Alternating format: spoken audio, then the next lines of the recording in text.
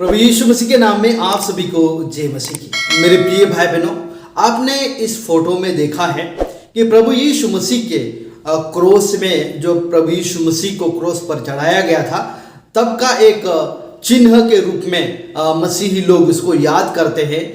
तो इस क्रोस में आप देख सकते हैं कि जैसे कि अभी अभी जो गणेश चतुर्थी थी, उसमें इन लोगों ने जो भी है ये लोग, उन्होंने क्या किया है कि प्रभु यीशु मसीह के जो हाथों में जो गणेश जी का जो मूर्ति है वो लगा दिया है।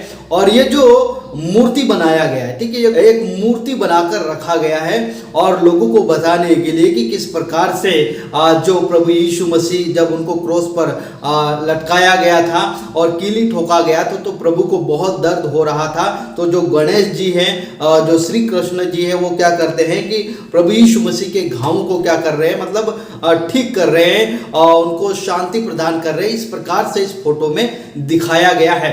और ये जो फोटो है या ये जो मूर्ति है वो काफी वायरल हो रहा है फेसबुक में। जी हाँ, और मसीही लोग भी उनको लेकर काफी वायरल कर रहे हैं कि इस प्रकार की जो घटनाएं या इस प्रकार के जो काम है वो नहीं करना चाहिए, क्योंकि जो हमारा इंडिया है वो सभी धर्म को मानने वाला एक देश है और उसमें अपनी अपनी आस्था के अनुसार लोग धर्म को मानते हैं। लेकिन किसी आस्था से खिलवाड़ करना ये बहुत ही गलत बात है, जो कि इस फोटो या इस मूर्ति में हम देख सकते हैं। मेरे प्रियो, मूर्ति में कोई परमेश्वर रहता नहीं है, ये परमेश्वर के वचन में कहा गया है। और परमेश्वर ने बिल्कुल मना किया है कि तू अपने लिए कोई भी मूर्ति खोदकर ना बनाना, और परमेश्वर मूर्तियों में नहीं रहता है। ना ही कोई प्रभु यीशु मसीह का मूर्ति को बनाकर उसकी अगर पूजा पाठ करता है तो वहां पर भी प्रभु नहीं रहता है, लेकिन वो एक क्या है, एक सिन, एक पाप है। तो ये जो लोग आजकल कर रहे हैं इस प्रकार से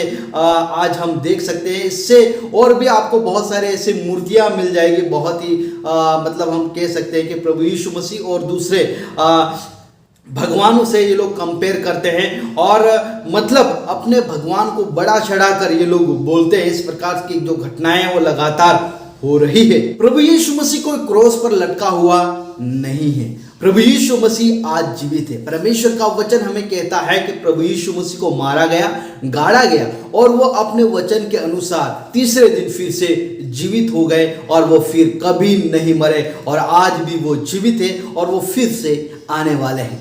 जो इस फोटो में जो दर्शाया गया है वो मैं आपको बताने वाला हूं, उनका मकसद क्या है। राधा कृष्ण भक्त मंडली हमारे मंडल की ओर से हर एक साल विभिन्न रूपों से भगवान कृष्ण की आकर्षक कलाकृतियां प्रस्तुत करती है।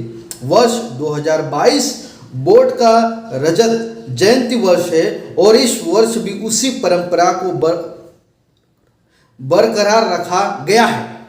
भारत की भूमि विभिन्न पंथों, संप्रदाय, धार्मिक विचारों, समृद्धि और विविधता से भरी है। ये बिल्कुल सही बात है, क्योंकि जो हमारा जो भारत है वो अलग अलग संप्रदाय हैं, अलग अलग धार्मिक विचार हैं और अलग अलग सब लोग का अपना अपना मतलब विश्वास है।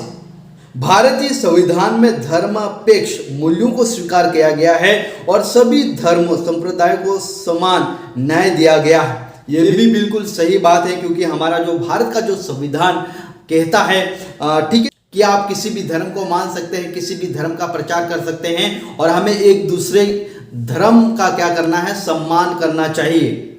मूल्य का सम्मान करते हुए प्रसिद्ध चित्रकार श्री वासुदेव कामत ने भगवान कृष्ण और यीशु मसीह के चित्रों के माध्यम से सामाजिक प्रतिविधता बनाए रखने की कोशिश की और वे प्रेम, दया, शांति और समानता का संदेश देने वाले प्रभु यीशु मसीह के जलते घावों पर प्रेम की सांस ले रहे हैं।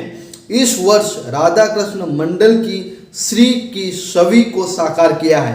हम उस कलाकृतियों के माध्यम से धार्मिक और सामाजिक एकता यानी धर्म निरपेक्ष मूल्यों का संदेश देने की कोशिश कर रहे हैं। देखिए, इस प्रकार से उन्होंने ये संदेश दिया है, जो कि ये फोटो में आप देख सकते हैं। ये किसी कलाकार ने ये आकृति को बनाया है। सही है या गलत है, कमेंट करके जरूर बताएं। और सरासर प्रभु यीशु मसीह के बारे में गलत चित्रण किया गया है, गलत रूप से दर्शाया गया है। इस प्रकार का कोई भी किसी धर्म का अगर सम्मान नहीं करता है, उसका मजाक उड़ाता है और गलत तरीके से प्रस्तुत करता है, तो उसके लिए भी भारतीय दंड संहिता है धारा 295A जानबूझकर और दुर्भावनापूर्ण कार्य जिसका उद्देश्य धार्मिक भावनाओं या किसी वर्ग को उसके धर्म या धार्मिक विश्वासों का अपमान करके आहत करना है।